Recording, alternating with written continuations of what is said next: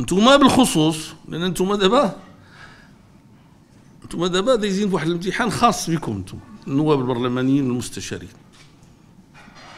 لانه في هذا الوطن العزيز يعني الديمقراطيه بحال العالم كله اللي كيعطيك المشروعيه كاين لتحت،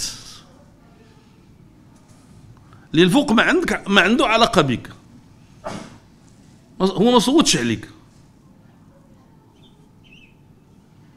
انت جيتي لهنا بالصوت ديال المواطن العادي اللي ساكن في العكاري وفي المدينه وديور الجامع وبلفيدير وما نعرف فين والمدينه القديمه في مراكش وما نعرف هنا وما نعرف هنا وما نعرف هنا، هما اللي يوصلوكم. ما يمكنش تنوبوا على وحدين اخرين، امبوسيبل.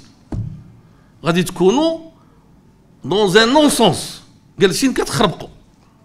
اللي صوت عليكم هو عموم المواطنين، هما اللي صوتوا عليكم. وين خصك تتفاهم مع اللي الفوق. ها بدا الدنيا ماشي فوضى، ماشي غير جيتي من التحت وتبدا كتعترس وتبغي تقلب كل شيء لا بدا تفاهم مع اللي الفوق. وإني خصك في نفس الوقت اللي كتفاهم مع اللي الفوق ماشي غير توصل تبدا كيبان لك غير الفوق وتنسى لتحت، ما يمكنش.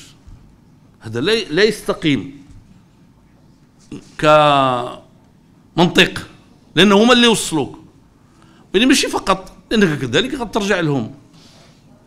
وراه الزمان، وشنو هي الفائده ديالك الا درتي الحساب ديال 5 سنين، قلتي انا هاد 5 سنين غادي نجمع ونطوي فيها وصافي والله انهم هذا الشيء كامل انا غادي هذه الله يقدر يديروا شي شفار جاي عوال يجمع الحصيه صافي فهمتيني له هرب.